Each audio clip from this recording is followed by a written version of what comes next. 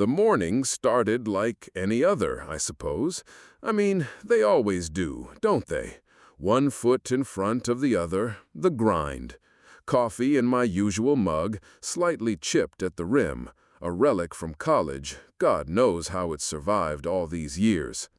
I was scrolling through the news on my phone, half reading, half listening to the city outside wake up. Traffic starting to hum, distant sirens. Just background noise, you get used to it. I work at a small tech company, nothing fancy, just enough to pay the bills and keep my little apartment here in the suburbs. It's fine. It's what I chose after everything. I put my phone down on the worn wooden table, next to the ceramic coaster. I decided to light one of those scented candles my mom sent me last Christmas. Something about forest after a rain. Sounded nice. My old Zippo was there, a gift from my dad, back when I was too young to even think about smoking. It had this distinct scratch, a little jagged line near the hinge, looked like a tiny lightning bolt. It was my go-to for everything, candles, camping trips, that kind of thing. But when I reached for it, my fingers brushed against something else. Cold metal. I glanced down. 2 lighters. Identical. Each with that same lightning bolt scratch near the hinge. For a second, I just stared. My hand froze in midair. One, then the other. I frowned, picking one up. It felt heavy, familiar. I put it down. Picked up the other. Also heavy, also familiar. They were cold, like they'd been sitting there all night, not even slightly warm from my earlier touch. I just stood there, holding one, then the other. This was stupid. I must have, bought another one exactly like it years ago. Maybe it was in a drawer and I just forgot, or I never really paid attention to the scratch. Yeah, that had to be it. I usually only ever used the one. I put them both back down, a small, irritating knot forming in my stomach. Just a mistake, my mistake. Later, before I left for work, I called Mom. She lives a few states over now, ever since Dad passed. We talked about her new job, the weather, then about Grandma. "She's been so forgetful lately, Alex," Mom said, her voice a little tight. "Just last night, she was asking me the same question 3 times. About her roses. Who planted them? You remember those roses." "I remember, of course. Grandma and her roses." Just then, a light tap sounded at my door. Not a loud knock, more of a gentle pat. My head snapped up. I gripped the phone tighter. "Mom, hold on a second," I mumbled, moving towards the apartment door. I opened it, and there she was, Grandma, standing right outside my door, a wide, crinkly smile on her face, holding a pie. A perfectly baked apple pie, still steaming a little. "Alex, dear, Grandma brought you a pie," she chirped, her voice soft, sweet, exactly as it always was. I just stood there, my mouth slightly open. On the phone, Mom's voice continued, a little tinny, a little muffled now that I wasn't holding it directly to my ear. "I'm talking to Grandma right now, Alex. She's sitting in the living room, watching her gardening show. Can you hear her in the background?" My blood ran cold. I stared at Grandma, then at the phone in my hand, then back at Grandma. Her smile never wavered. Her eyes, those kind, familiar blue eyes, scanned my face with genuine affection. It wasn't possible. This wasn't right. "Yeah," I managed, my voice a croak. "Yeah, Mom, I hear her." A lie, a stupid, desperate lie. "Probably just a coincidence," I whispered into the phone, half to myself. She must have just called you, then hurried over here with the pie. That's what it was, totally plausible. Maybe Grandma had, planned to surprise me, called Mom to talk while en route. Or maybe Mom was just trying to annoy me. Yeah, that had to be it. But that knot in my stomach tightened, twisted a bit harder. I let Grandma in. She kept bustling, putting the pie on the counter, talking about her day.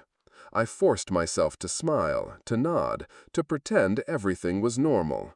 But the whole time, my mind was racing, trying to put the pieces together, trying to shove them into a box labeled normal, everyday occurrences. It didn't fit. Nothing fit. Later that afternoon, after work, I made it a point to visit Grandma. I needed to see her, to rationalize, to convince myself that my mind was playing tricks. She was sitting in her old armchair, a worn quilt over her knees, eyes glued to the evening news.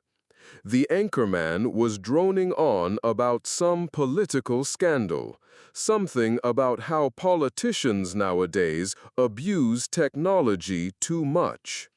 Grandma just grumbled, a low, familiar sound, about how they don't know when to just leave things alone. I sat down on the ottoman opposite her. Her skin, it seemed drier, flakier, more fragile than even yesterday. Small, almost invisible cracks spiderwebbed across her hands, lines that deepened and shifted even as I watched. It made my own skin prickle. Suddenly, a loud, blaring police siren cut through the quiet of her living room, coming from the TV. Grandma stiffened, her eyes wide and unfocused, fixed on the screen. Then her body gave an involuntary lurch, a quick, violent tremor. For a split second, God, it couldn't have been more than a second, her face, it melted. It wasn't just a wrinkle deepening. It was like watching a time-lapse video in fast forward. Her skin sagged, her eyes sunk, her jawline blurred into something ancient, withered, like a drawing in the sand that had been half erased. It was bone-chilling. Before I could even gasp, it was gone. Just as quickly, her face snapped back into its familiar, if slightly more aged, form. She blinked, looking around, as if waking from a doze. Her lips parted, thin and pale. The time-sucking machine, she whispered, her voice raspy, a faint echo of something I couldn't quite place. They're taking it. My heart hammered against my ribs. I practically jumped out of my skin. "Grandma, are you okay? What's wrong?" I blurted, my voice sounding strained, high-pitched. She turned her head slowly, her blue eyes wide, but they held no hint of the horror I'd just witnessed. Just confusion. "What's wrong, dear? Nothing's wrong. I was just saying you should drink more water. It's important." She smiled, a gentle, innocent smile. I stared back, my breath caught in my throat. What the hell was that? Had I imagined it? The sound from the TV had startled her, obviously, and her age, well, she was old. People get frail. That's normal. The phrase, time-sucking machine? It was probably just something she'd heard on a sci-fi show, mixed up in a fleeting moment of confusion. Yeah, that's it. My mind, though, was screaming, no, it wasn't a mistake, not this time. That night, back in my apartment, the air felt heavy, cold. I couldn't shake off the image of Grandma's face, the words she mumbled. It sent a shiver right down my spine. I tried to focus, to calm down. I opened my laptop, looking through old family photos. Anything to ground myself, to remind myself of good, normal times. I scrolled past birthdays, holidays, summer vacations. I stopped at an old photo, one taken maybe 5-6 years ago. It was me and Grandma, standing in her backyard. She was laughing, her face beaming, surrounded by the roses she loved so much. I remembered the day perfectly. She'd been showing me her newest bloom, a deep crimson tea rose. My finger paused, hovering over the image. Something was off. I zoomed in. Grandma was still laughing, still in the garden. But her hands weren't holding a rose. No, they were gripping something else. Something metallic, glinting strangely in the sunlight. It was a crude, boxy instrument, silver and gray, with a small, almost glowing dial on its side. Familiar, terribly familiar. A jolt, sharp and cold, went through me. That was it. That was a prototype, an early iteration of the chrono harvester. One of the pieces Thorne and I had worked on, modified, almost discarded. It was impossible. That photograph should have shown her holding a flower. I remembered the flower. I was there. My memory was crystal clear. My hands started to tremble. I slammed the laptop shut, the sudden click echoing in the quiet apartment. My breathing was shallow, ragged. I closed my eyes, trying to force the image away. No, it wasn't real. It couldn't be. My past, my memories, they were solid. They were mine. I stood up, walked to the window, forcing myself to look out. The streetlights cast their sickly yellow glow on the empty street. It was dark. Everything was still. But then, as I scanned the horizon, towards the general direction of Grandma's house, I saw it. Just a pinprick, a faint, pulsing greenish light, deep in the distance. Just for a moment. Then it was gone. Or maybe it was still there, just too dim for my eyes to pick up again. My breath caught. I knew what that light meant. I couldn't deny it any longer. I gripped my phone, my fingers fumbling. I needed to call Mom again. I needed to know, to confirm, to hear her real voice, not just the one on the other side of my door. I dialed. The phone rang. Once, twice, but the voice that answered wasn't Mom's. It was Grandma's, slow, incredibly strained, like she was struggling with each word. Alex, ba God gone soon and bang tao day. The last few words stretched out, elongated, turning into a low, guttural rasp, like metal grating on old stone. It wasn't human, not completely. The phone screen glowed in my hand, showing 2 contacts, both clearly labeled Mom. The phone slipped from my fingers, clattering onto the hardwood floor. My knees buckled. I stumbled back, my shoulder hitting the wall with a dull thud. A choked sound escaped my throat. My eyes were fixed on the phone, still glowing, still emitting that horrifying, twisted sound. No, Grandma shouldn't be here. She certainly shouldn't be calling me from 2 Mom numbers with that voice. The carefully constructed wall of my denial, of my rationalizations, shattered. The absurdity, the pure impossibility of it all, crashed down on me. It was real. This was all real. And it was happening.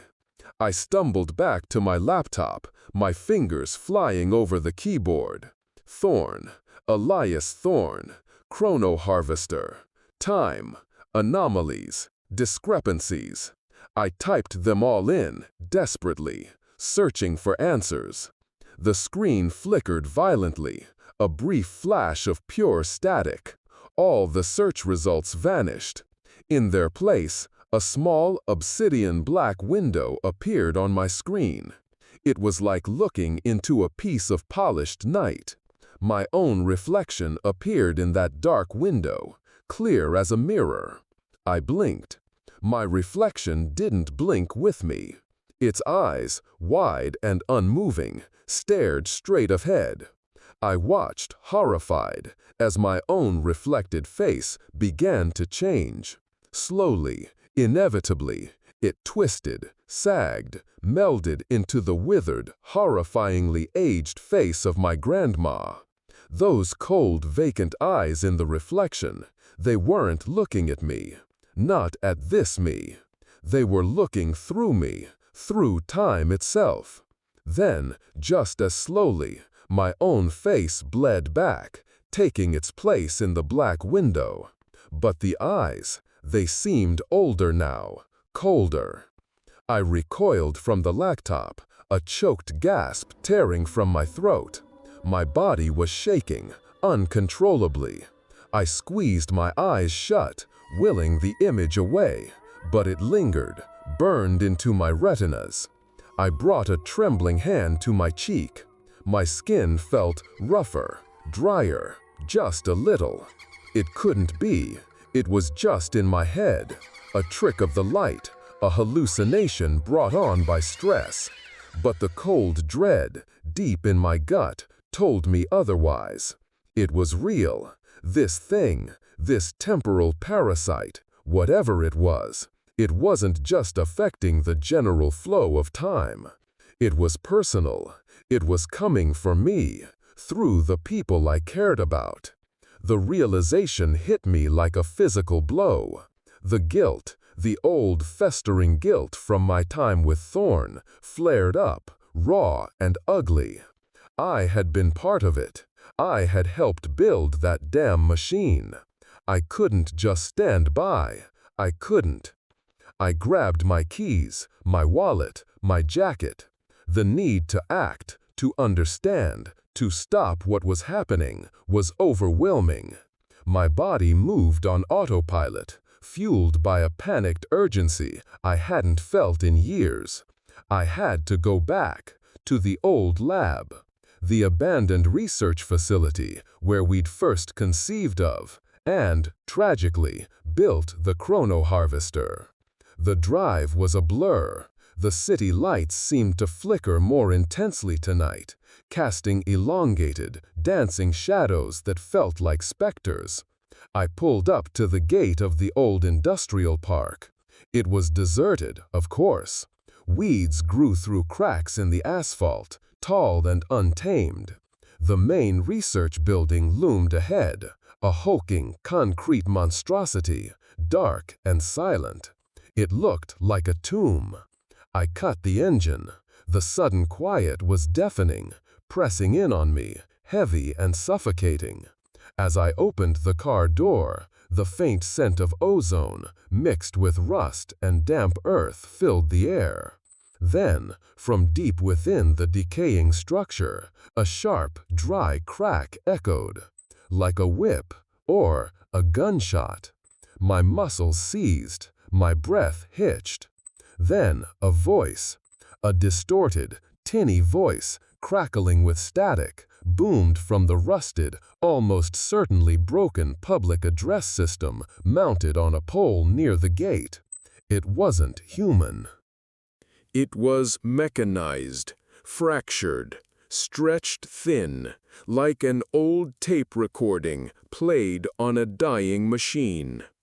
"Warning," it rasped, the words dragging, elongating unnaturally. "Alex Miller, extraction of time is not a game. The cost is very high." The last word, high, seemed to echo, reverberating through the silent night, slowly fading, its ghostly tendrils wrapping around me, drawing me into the cold, dark maw of the abandoned building. It knew, it damned well knew I was here. The rusted gate groaned open with a protesting shriek. like something old and metal being dragged across pavement that was too rough for it. The sound, amplified by the sudden quiet of the industrial park, made my teeth ache.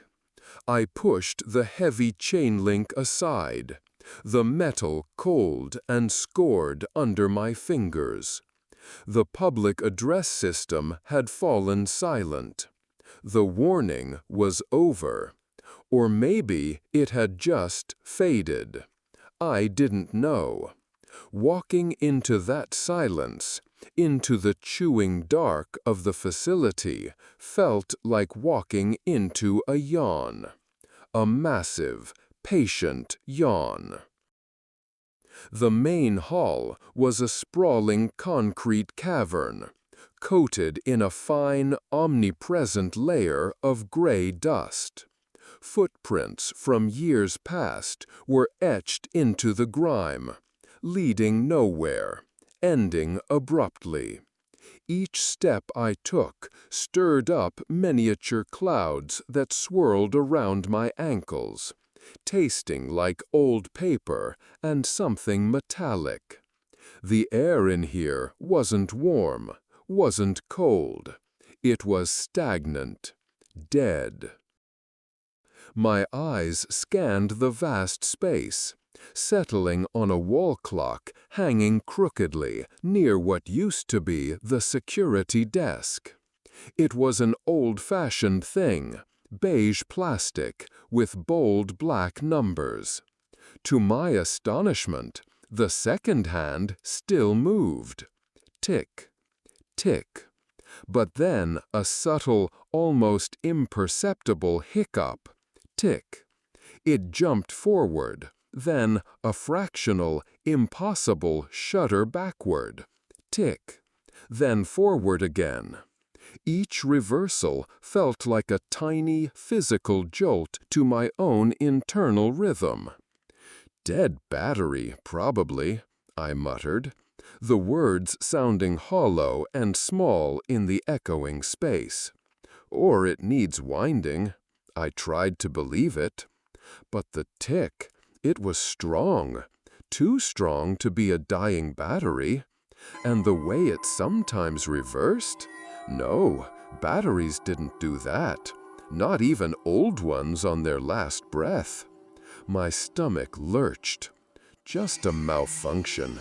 A very old, very broken clock. Yeah, that had to be it. I walked on, the sound of my own footsteps suddenly too loud. The corridor ahead stretched out, an artery of concrete and exposed pipes, disappearing into deeper gloom. There was a faint scent now, mixing with the dust. Something like ozone after a lightning strike, but also something else. Something like old blood, dried and flaky, under a layer of something sickly sweet. My phone buzzed in my pocket, a sharp, unexpected vibration that made me jump out of my skin. I almost dropped it, fumbling it out. A new voicemail. My heart hammered against my ribs, a dull, frantic drum. From my own number? That was impossible. I listened, my thumb hovering over the play icon. No, it was a mistake. A spam call that spoofed my number. It had to be. But the recording began. And it was my voice. Clear as day. A little hushed, a little raspy, as if I was consciously trying to whisper. Toinau minkan imlang. Then a pause, a ragged intake of breath.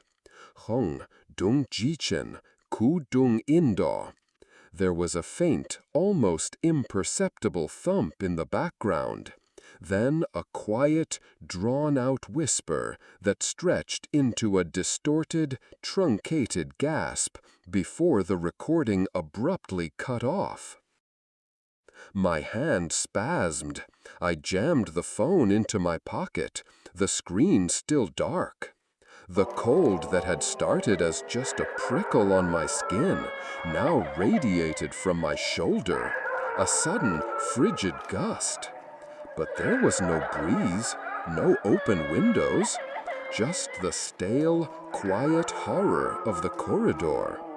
Kaikwaizivai, chakla loi mang, I mumbled, my voice thin. Wakla prank. Yeah, a prank. Who would prank me here, now? The thaw itself was stupid, but my mind was grasping for anything at all, to make sense of the nonsense. I kept moving, footsteps quickening, the cold spot on my shoulder persisting. The facility was a maze of identical doors, each one a dark rectangle of potential horror. I pushed past them, not daring to look inside, my eyes straining to find any familiar landmark, any sign of Thorne's main lab. This place, it felt bigger than I remembered, or maybe smaller. The dimensions seemed to shift, subtly, menacingly. Every now and then, I'd catch a fleeting glimpse of something in my peripheral vision. A shadow too deep, a glint of metal that wasn't there when I turned my head.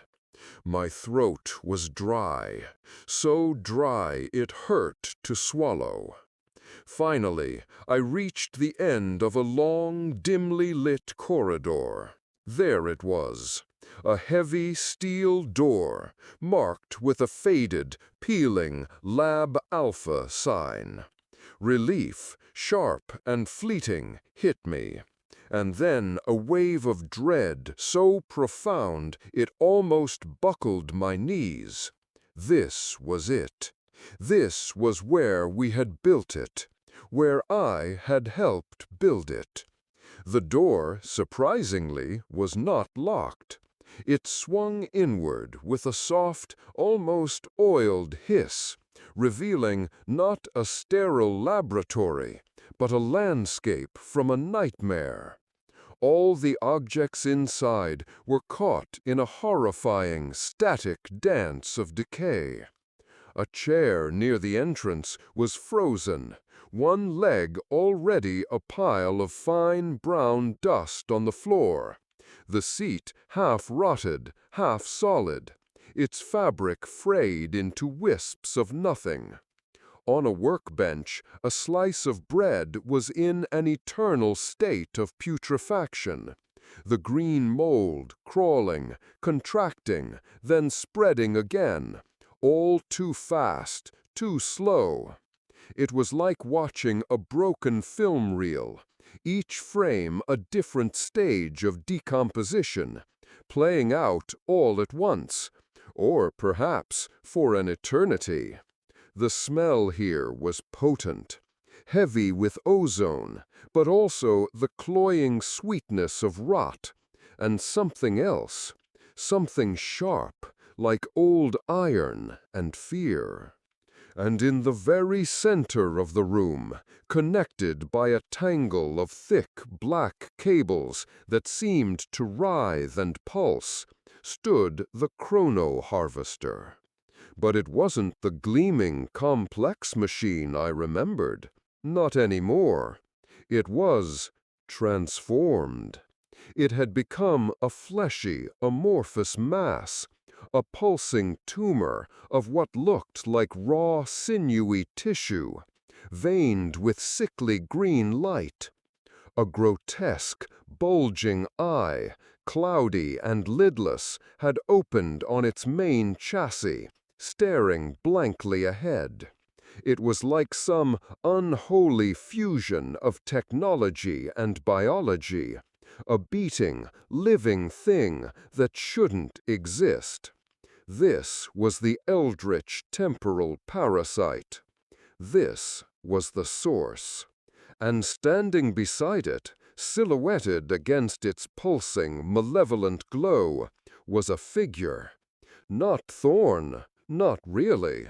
This was a gaunt, skeletal creature, skin stretched so thinly over shark bones it looked almost translucent, pale and papery.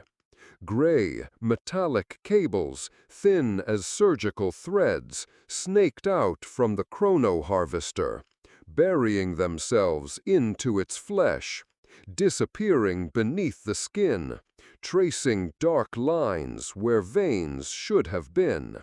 Its head, long and hollowed, tilted slightly. Its eyes, twin pinpricks of dark, ancient malevolence, fixed on me. It didn't speak. It didn't need to. A voice, raspy and grating, laced with the metallic hum of the machine, echoed not from the creature's throat, but in my own head.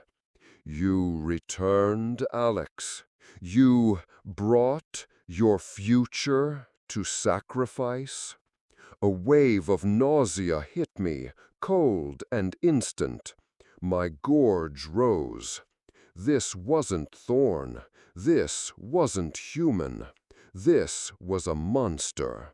A goddamn abomination, twisted by its own creations. I stumbled back, my hand instinctively closing around a loose metal pipe that leaned against a dusty shelf. It felt cold, solid, oddly comforting. As I yanked the pipe free, a small, almost imperceptible shudder ran through my arm. I looked down. Tiny hairline cracks, like the ones I'd seen on Grandma's hands, began to spiderweb across the back of my own hand. My skin tightened, dried, flakes of it already beginning to detach, fine as ash. Just like the objects in the room. This wasn't just a physical change. This was it. It was coming for me. This wasn't just happening around me. It was happening to me. The gaunt figure, the thing that used to be Thorn, slowly raised one of its impossibly long, bony arms. Its skeletal fingers, tipped with what looked like rusted metal, pointed directly at me.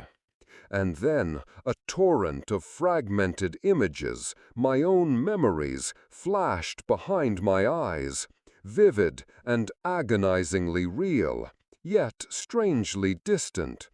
Grandma laughing, her face beaming under the summer sun, a tea rose in her hand, then a prototype of the chrono-harvester.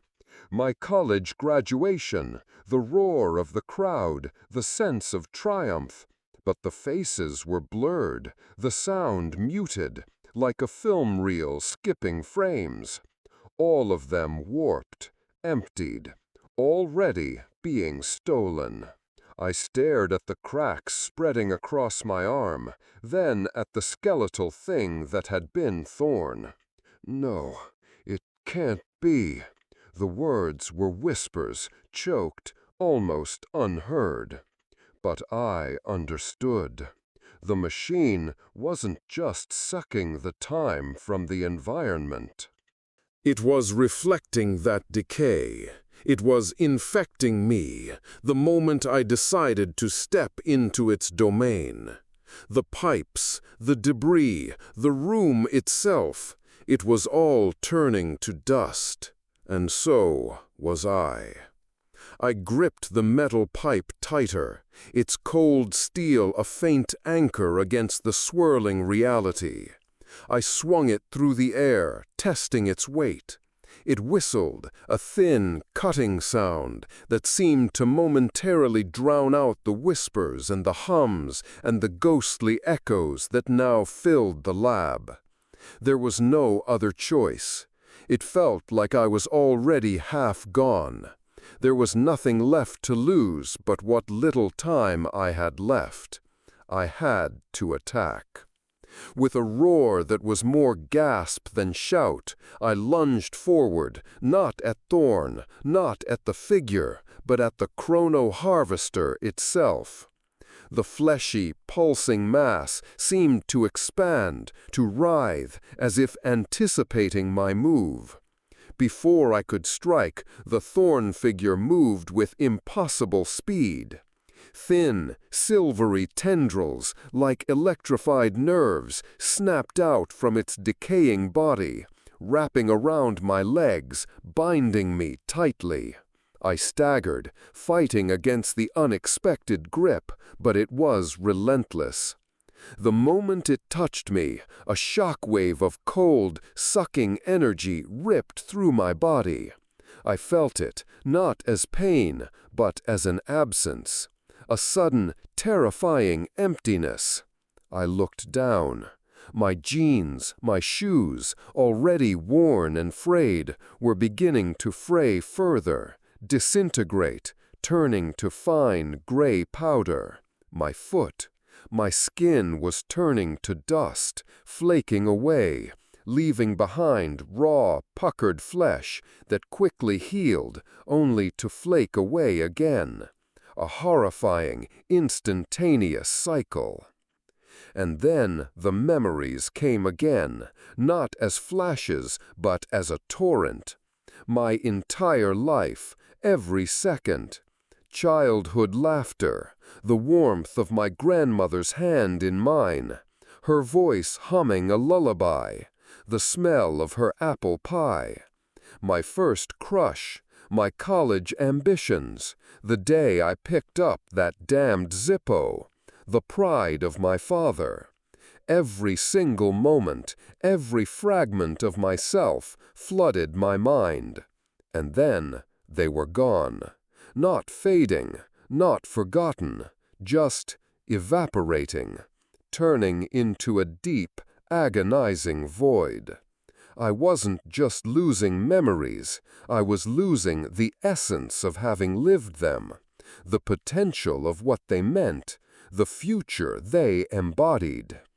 I slammed against the chrono harvester, the tendrils digging deeper, binding me closer.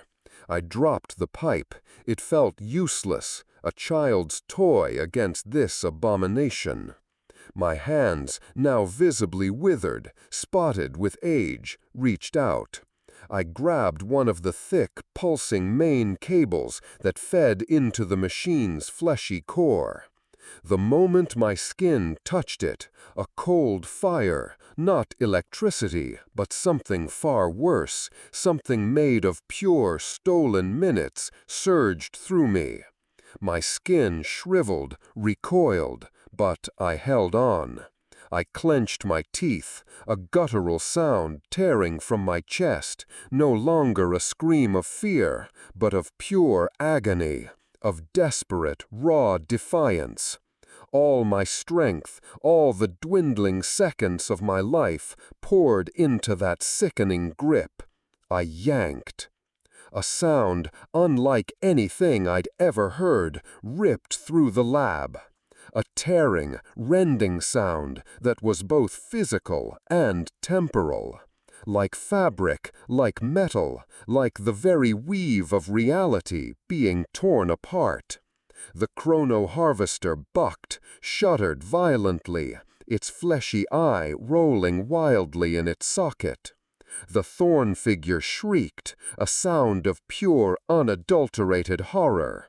Its tendrils tightening around me like claws, trying to drag me away, to merge me with its horror. But I held fast. Then a sudden, blinding flash of green light erupted from the machine, and a scream, a silent scream that resonated only in my mind. The collective shriek of billions of stolen moments, of futures annihilated, of everything that could have been. I had to attack. My mouth opened, trying to unleash the agony, but no sound came out. My throat was too dry, too old. A profound, aching emptiness filled the space where that piece of me had been. I looked at my hands again. They were shriveled, the skin like parchment, mottled with dark, spreading age spots. My face, I knew, was no better. I had lost time. And I knew, with absolute certainty, that it would never, ever come back. The tendrils released me, slackening their grip. The chrono harvester sputtered, its green glow dimming, flickering, the fleshy eye glazing over, deflating. The thorn figure stood motionless, its head lulled to one side, the cables still embedded in its body, but now inert, lifeless. It was over, the immediate threat. At least, I thought it was. I stumbled back, my legs weak, my body protesting every movement, like an old rusted machine. I crawled out of the lab, past the decaying chair and the perpetually rotting bread, and into the broken labyrinth of the facility. The hum was still there, a faint, persistent frequency in the back of my skull. It felt like it was embedded in my bones now. Eventually, I found my way out, through the maze of dust and broken concrete. I leaned back against a crumbling wall outside, sliding down to sit on the cold, damp earth. The night sky, which had seemed so dark just hours ago, was beginning to lighten. The first hints of dawn. But the light wasn't the warm, golden glow I remembered. It was weak, sickly, infused with a strange, pale blue hue, like a bruise beginning to fade. High above, the clouds drifted, but they didn't move with any natural coherence. One moment, they'd be scudding across the sky. Then they'd seem to reverse direction, or simply stutter, hanging there for impossibly long moments before resuming their haphazard journey. I looked down at my hands. The age spots had spread, blooming across my skin. My face, I could feel it, was gaunt, hollowed out, far older than my actual years. The constant hum, that maddening, subtle frequency, was still there, buzzing behind my ears. It might be there forever. I finally pushed myself up, my joints aching, protesting, like an old rusted machine. I started walking, away from the facility, not looking back. My car was still there, waiting. As I passed a puddle next to a shattered piece of mirror on the ground, I caught my reflection. My breath hitched. It wasn't me, not fully. Staring back from the broken glass was the reflection of an old man, gaunt and stooped, eyes too wide, too haunted. But it wasn't just an illusion this time. It was me. My future, devoured. And then that reflection, the old man, smiled. An empty, meaningless smile, devoid of joy or despair, just nothing. And Thorne's voice, raspy and distorted, echoed in the new permanent chasm of my mind. You stopped the harvest. But the scars still remain, Alex. You are just another echo in a faulty curve.